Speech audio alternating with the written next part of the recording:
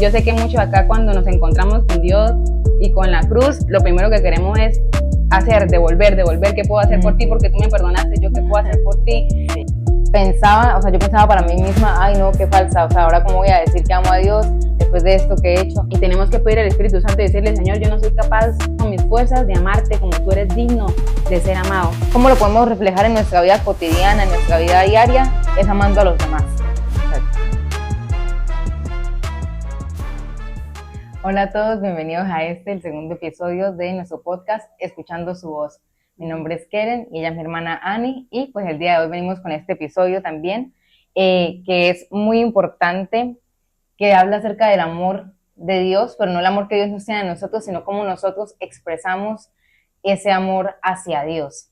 Entonces quería iniciar, creo que con una pregunta, ya que el título, como pudieron ver, es una pregunta. Entonces, Sara, yo quería preguntar primero, para ti, ¿qué es amar a Dios? Bueno, para mí amar a Dios es, claramente, muchas veces decimos que el amor es decisión, y sí es verdad, el amor es una decisión, pero también es un sentimiento. Tampoco podemos dejar de lado como estas emociones y sentimientos que el Señor puso en nosotros. Entonces, amar a Dios es expresarlo por medio de ese sentimiento, por medio de adoración. Amar a Dios es serle fiel, es ser obediente en lo posible, en lo que humanamente nosotros podamos, siempre obedecerle, serle fiel, y eso básicamente es amar a Dios. Ahora la pregunta de este podcast, de este episodio es, ¿estamos amando realmente a Dios? Y es una pregunta que queremos que se hagan ahí introspectivamente, es que se dice, ¿no? Sí. Introspectivamente, y podamos ir analizando en qué significa amar realmente a Dios en lo que va transcurriendo este episodio. Excelente. Bueno, pues yo contestando la misma pregunta que le hice, es para mí amar a Dios. De hecho, estoy muy de acuerdo con lo que usted dijo. Había pensado algo muy similar. No habíamos hablado de esto. No hablamos antes para que sea así. Pero había pensado algo muy similar, pero lo pensaba como decir en otro momento. Ay. Sin embargo, yo respondería que también amar a Dios es un amor que a mí me obliga a dejar cosas. O sea, yo siento que amar a Dios es algo que a mí me obliga a dejar, hacer sacrificios. Tal vez hacer sacrificios, sí, porque por ejemplo, los discípulos cuando le siguieron, ellos no se devolvieron, y creo que si se hubieran devuelto a buscar, bueno, espera que déjeme, hago bien mi maleta, déjeme, me despido de mi abuela, de mi primo, de mi tío. O sea, como que creo que si hubieran hecho eso, la respuesta de Jesús no, hubiera sido como, bueno, ya mejor ni vengas. pero sí, o sea, porque creo que el amor hacia Dios es algo que nos obliga a dejar nuestro yo, a dejar lo que a mí me gusta, lo que a mí me acomoda, para dejar el yo, para el vivir por mí mismo, para empezar a vivir por él. Para mí eso es el amor por Dios. Exactamente. Si quiere, vamos adentrándonos un poquito más como en el tema, y podemos colocarnos a nosotros como referencia, ¿no? ¿Cómo nos gusta a nosotros ser amados? Sabemos que existen como diferentes lenguajes del amor, que son que palabras de afirmación, tiempo de calidad, actos de servicio. ¿Qué pasó?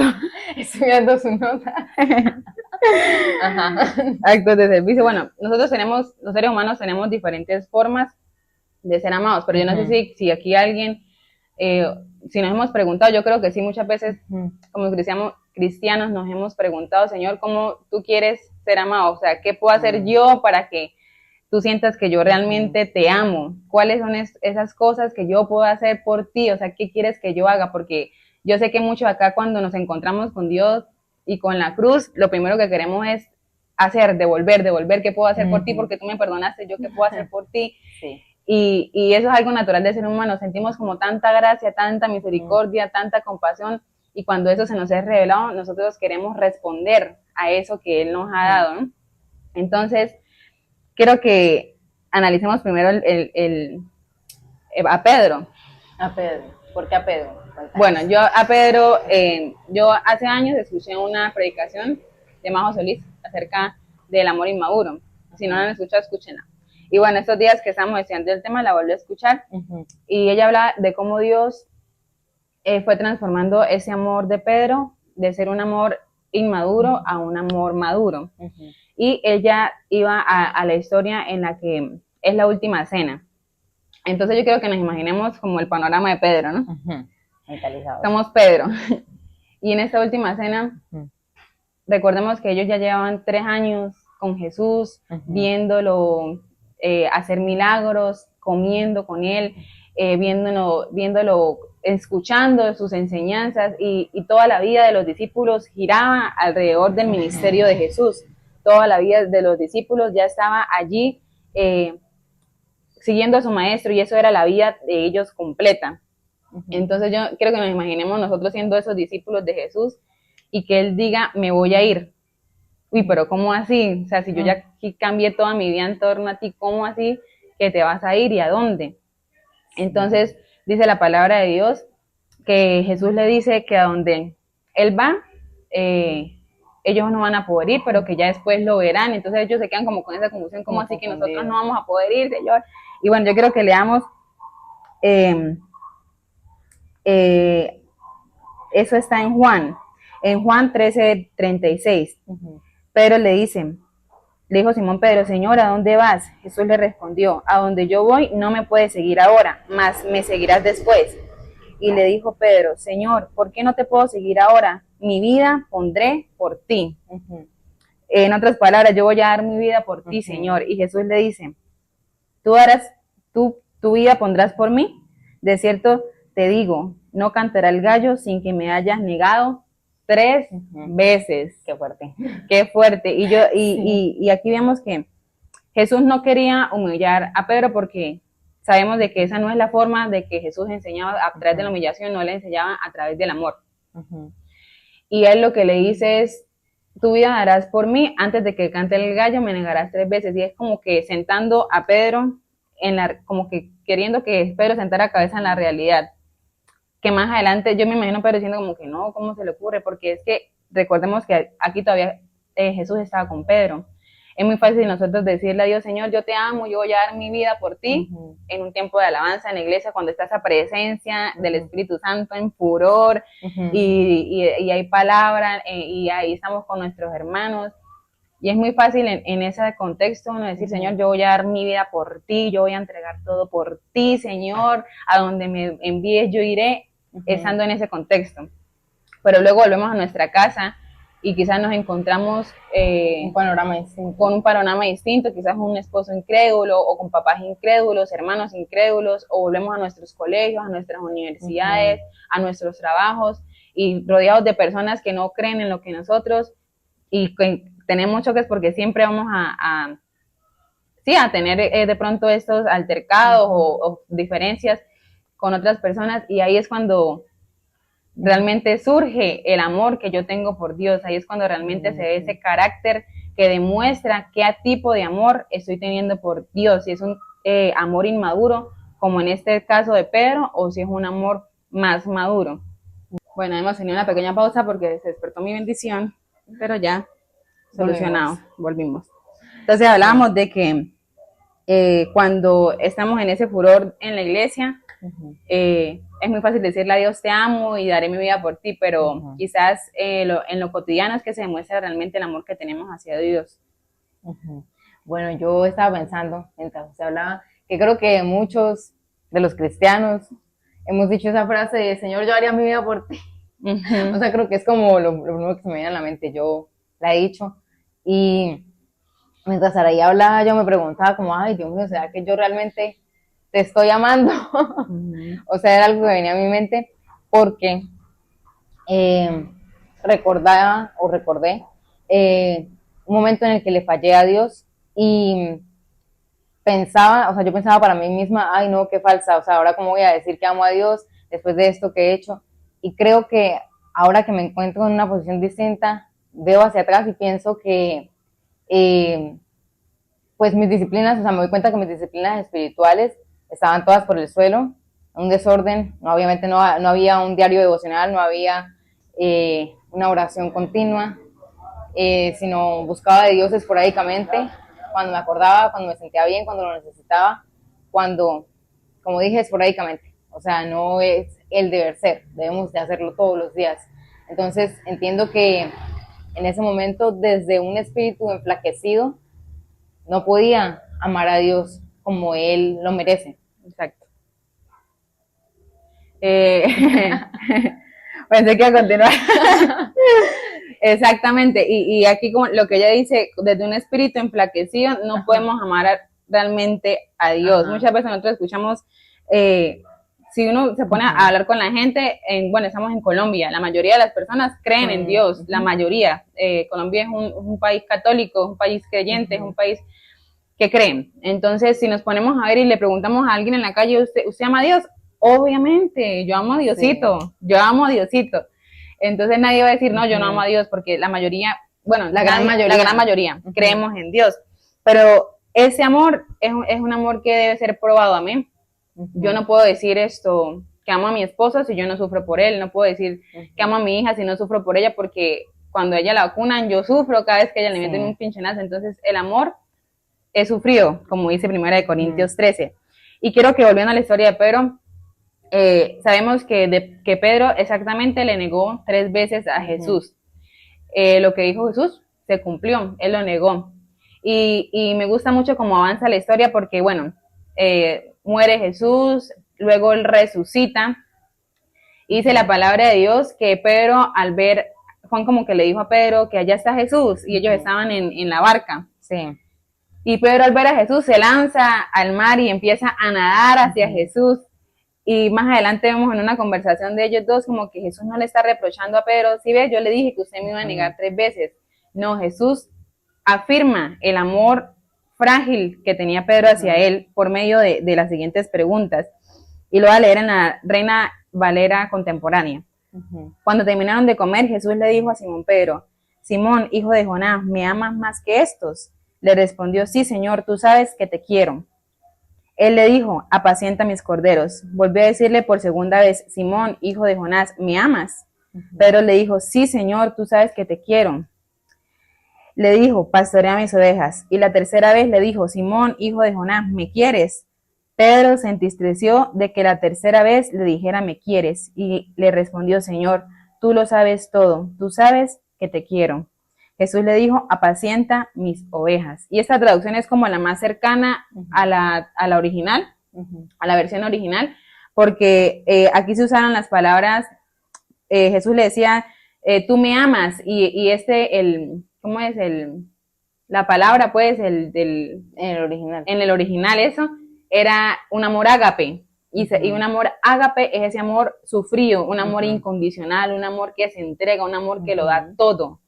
Y Pedro le contesta, Señor, tú sabes que te quiero.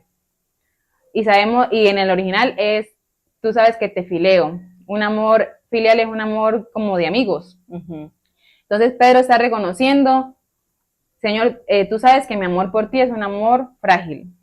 Actualmente, el amor o en ese contexto, pues, en ese periodo, el amor que tenía Pedro hacia Jesús, aún después de su resurrección, era un amor frágil. Y Dios quiere que, quizás tú que estás escuchando este mensaje, tú dices, yo no amo realmente a Dios porque yo no sufro por Él, porque yo no tengo esa vida devocional, yo voy y vengo. Por eso pasamos todos los creyentes de que de pronto conocemos a Dios y pensamos que le amamos muchísimo y luego fallamos y estamos en ese vaivén.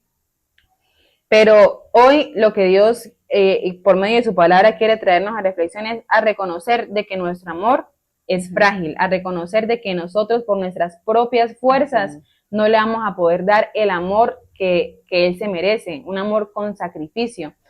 Y más adelantico, ¿quiere agregar algo o continúa? No, continúe. Bueno, como para cerrar aquí este ejemplo con Pedro, más adelantico vemos cuando Jesús asciende y se despide de sus discípulos y viene el Espíritu Santo. No al mismo tiempo, ¿no? Pero pues sabemos que en ese... progresivamente, el día de Pentecostés que vino el Espíritu Santo, vemos cómo después de ese día hay un antes y un después de Pedro. Sí. Después de que ellos fueron llenos por el Espíritu Santo, vemos a un Pedro que predica y se convierte en 3,000 personas, a un Pedro que es encarcelado, de hecho, después de que A un Pedro que con sus sombras se sanaban los con enfermos. sus sombras se sanaban los Algo enfermos. tan tremendo. Que no El lo vemos en ninguna Espíritu otra parte Santo, de la ajá, escritura. el Espíritu Santo le Sí. dio tan poder a Pedro que se reflejó. O sea, el amor maduro, ese amor ágape, se empezó a desbordar en Pedro, porque vemos, quiero que por aquí lo anoté. Sí, por acá lo anoté. Pedro y Juan son encarcelados y no vemos a un Pedro otra vez intimidado, un Pedro como el primero que le decían, yo no lo conozco, yo a Jesús no lo conozco, antes de la crucifixión, que él decía, no, yo no tengo nada que ver con él. Ahora vemos a un Pedro que es encarcelado y al cual amenazan diciéndole que no predique más, a él junto con Juan. Y Pedro lo que les responde es justo delante de Dios obedecerlos a ustedes antes de a él, porque nosotros no podemos dejar de hablar acerca de lo que hemos visto y hemos oído. O sea, Pedro es un Pedro que en ese amor maduro en el que fue empoderado por el Espíritu Santo, ahora es un Pedro que no le teme a las amenazas de los demás, no le teme a esa presión social de que lo vamos a matar, no sé si puede ser esto acá, ¿verdad? No estoy segura. Bueno, de que lo vamos a desvivir. Lo vamos a desuscribir de la vida. Lo vamos a desuscribir de la vida. O sea, él no, ante esta presión, ante este temor, no se dio, y ahora sí se refleja ese amor maduro de Pedro. Más adelante, un poquitico más adelante, después de que los encarcelan, los azotan. Y es tan evidente el amor de Dios en Pedro que dice, así que llamaron a los apóstoles y después de golpearlos les advirtieron que no hablaran más del nombre de Jesús y los pusieron en libertad. Los apóstoles salieron del concilio felices de haber sido dignos de sufrir por causa del nombre de Dios. O sea, salieron felices. Ese es realmente un amor maduro. ¿Por qué digo que es un amor maduro? Ahora dirán, no, es que tengo que sufrir entonces para poder tener un amor maduro. Tengo que ir a sacrificarme. Y pues realmente sí, si así Dios lo quiere, sí, porque el amor maduro es un amor que sufre. Como les leía, 1 Corintios, la primera característica que da acerca del amor, Pablo dice que el amor es sufrido, el amor es benigno, el amor no es actancioso. Bueno, y ahí da una serie de características. ¿Quiere continuar usted? No, pero lo que usted decía de que, o sea, que ahora tengo que sacrificarme. Bueno, es que depende también, obviamente, en la situación en la que Dios lo coloque a uno. Porque hay casos en los que y se han visto y se siguen viendo, incluso en nuestro propio país, en las zonas rurales, de personas que dan su vida por el Evangelio. Entonces, Dios sabe lo que uno está o lo que uno es capaz de soportar. Entonces, depende en qué situación nos coloque Dios. Y creo que algo más importante también de resaltar de Pedro, porque de pronto si no estamos en esa situación de que estamos literalmente entre la vida y la muerte, pero cómo vamos a demostrar nuestro amor por Dios, y algo que también creo que Pedro es un ejemplo perfecto, es que Pedro fue transformado no solamente en su manera de amar a Dios, como se lo expresó, de serle fiel a Dios, sino también en su manera de amar a los demás. Miren que cuando Jesús le decía, ¿realmente me amas? Y él respondía como, sí, yo te quiero. Jesús le decía, entonces apacienta mis ovejas. O sea, como que todo lo redirigía a entonces, ama, apacienta mis ovejas, cuida mi rebaño. O sea, Dios le enviaba un amor, a un amor, o lo direccionaba a un amor hacia los demás. Entonces, también lo vemos literalmente en el proceso de transformación de Pedro, de que, bueno, Pablo muchas veces le llamó la atención de que él no quería comer con los no judíos, de que no quería juntarse con los no judíos, pero entonces el Señor le muestra en visión a Pedro de que son aceptos delante de Dios también los no judíos. Entonces empieza ese amor de Pedro también hacia aquellos que no son parte del pueblo judío. Entonces vemos que el amor de Dios, como lo podemos reflejar, aparte de morir por Dios, en dado que fuera el caso, morir por Él, ¿cómo lo podemos reflejar en nuestra vida cotidiana, en nuestra vida diaria? Es amando a los demás. Exacto. Y eso lo dice la palabra en Primera de Juan capítulo 4, versículo 12. Nos habla de eso. De hecho, si pudieran allí leer el capítulo completo de Primera de Juan capítulo 4 en sus casas, es maravilloso, porque Juan nos habla acerca completamente del amor. incluso da muchos ejemplos diciendo de que cómo podemos decir que amamos a Dios, que no lo vemos, si odiamos o detestamos o somos terribles con aquellos que sí vemos, que son los que nos rodean, con nuestro prójimo, con nuestro hermano, dice Juan. Incluso dice en el versículo 12, no sé si lo puedo leer allí. Juan 4:12. Primera de Juan 4:12. Nadie ha visto jamás a Dios. Si nos amamos unos a otros, Dios permanece en nosotros y su amor se ha perfeccionado en nosotros. Entonces, esa es la manera en la que nosotros podemos reflejar el amor de Dios, porque dice que Dios permanece en nosotros, es decir, la presencia de Dios está entre nosotros, se hace notoria cuando demostramos amor los unos por los otros. Y incluso la palabra que usa allí en el griego, en perfeccionando, es, no lo voy a decir porque está en griego y mi griego no es bueno, no lo sé pronunciar, pero sí, lo que quiere significar perfeccionando, que allí lo tradujeron en la Reina Valera así, significa cumplir su propósito.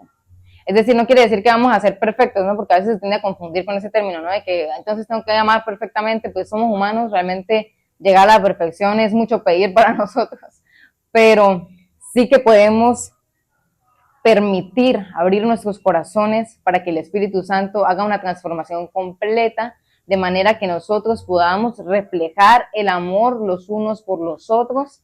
Y entonces el amor de Dios estará cumpliendo su propósito en nuestras vidas. Exacto. Eso es lo que podemos hacer para reflejar que amamos verdaderamente a Dios. Y eso es algo que nos confronta y nos debe confrontar a nosotros todos los días. ¿Será que estoy amando realmente a mi prójimo? Porque eso es algo que yo incluso pensaba esta mañana. De muchas veces decimos que amamos a Dios, pero en nuestras casas tal vez hay peleas, tal vez hay gritos, tal vez por cualquier inconveniente ya queremos explotar y queremos hacer, mejor dicho, enojarnos y bueno, ya no es que esta persona lo hizo mal y yo tengo derecho de reclamar porque tengo derecho.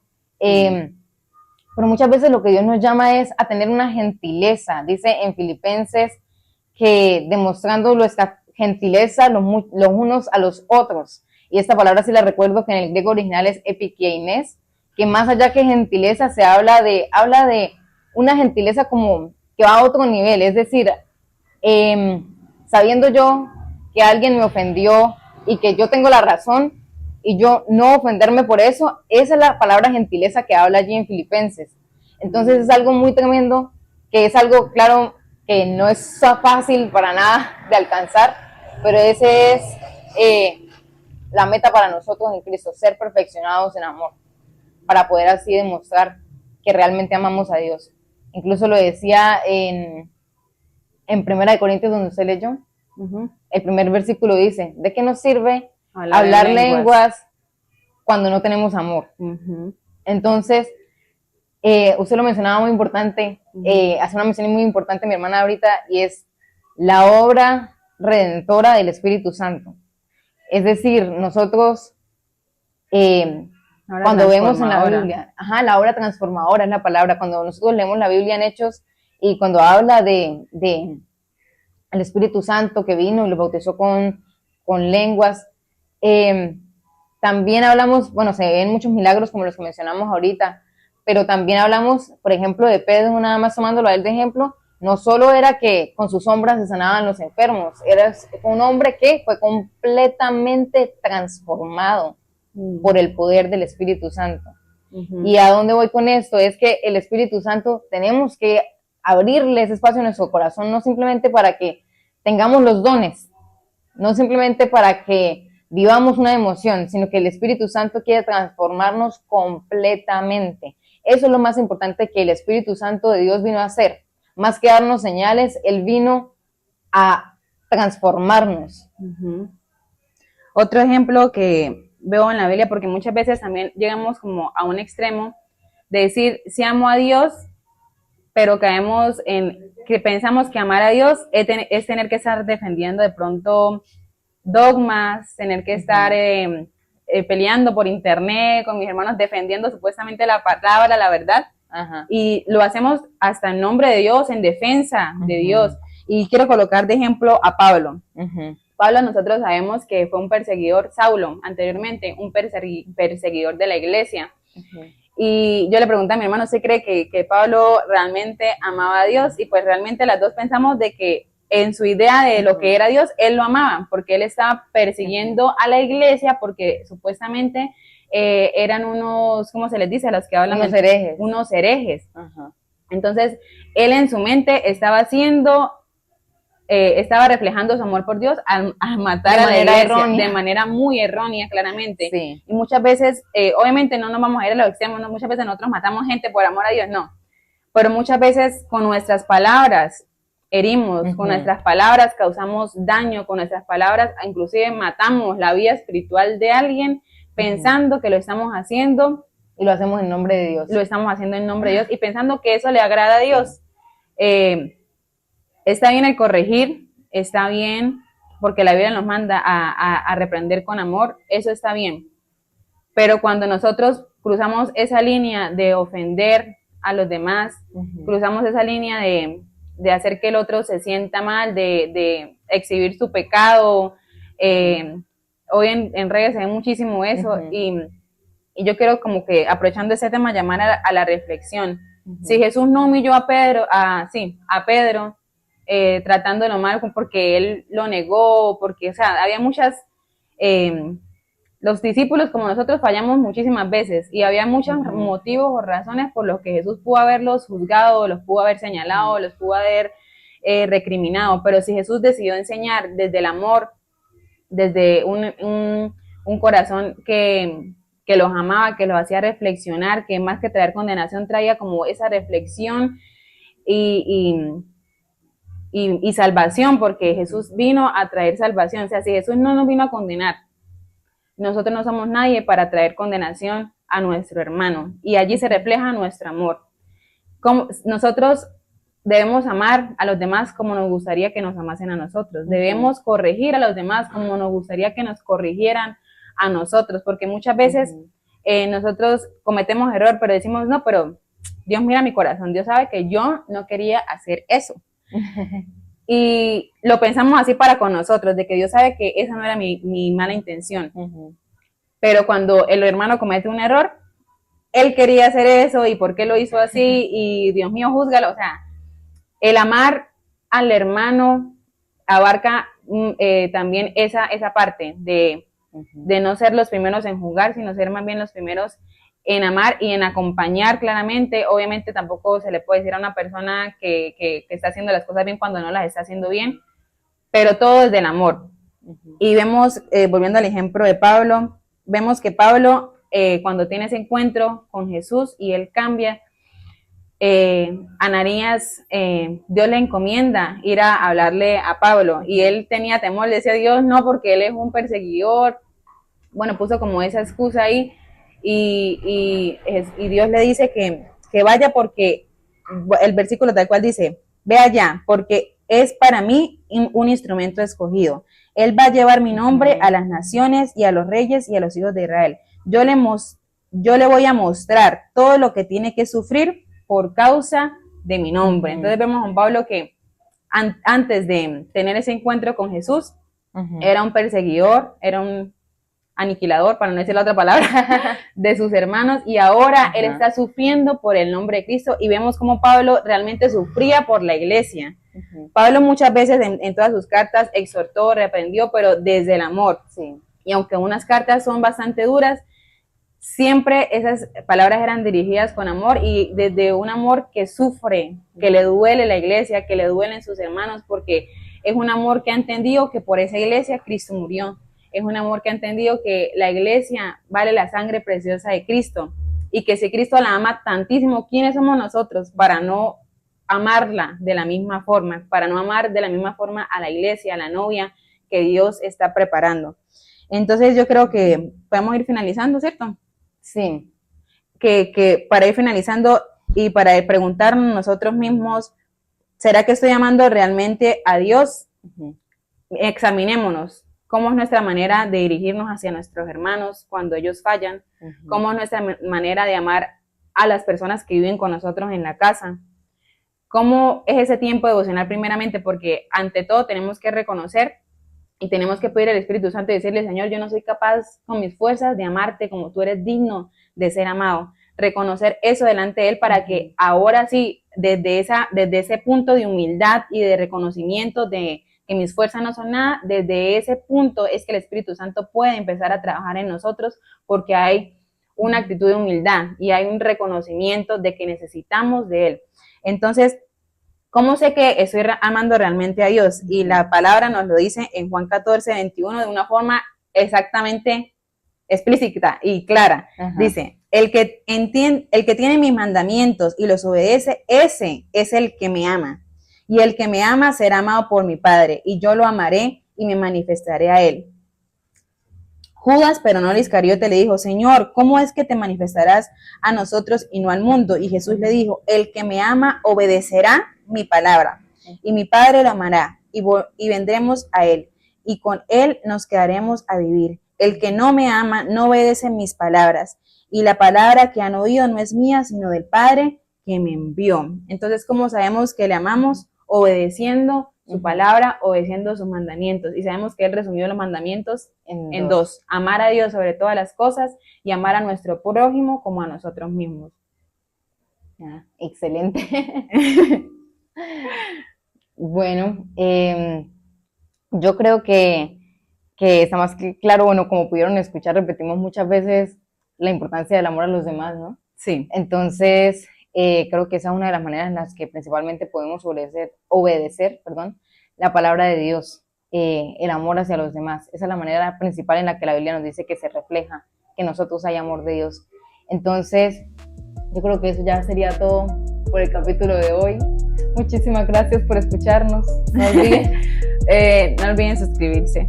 Y que tenemos nuevo episodio todos los jueves. Todos los jueves. Entonces, desde tempranito lo vamos a subir en la mañana, para que ustedes tengan todo el día y todo el fin de semana para escucharlo. Y compártanlo y denle like. Compártanlo, denle like, comenten con respeto. Si tienen alguna sugerencia, escríbanosla. Gracias por escucharnos. Y si tienen algún tema también que quieren que hablemos, lo vamos a estar leyendo. Chao. Dios les bendiga.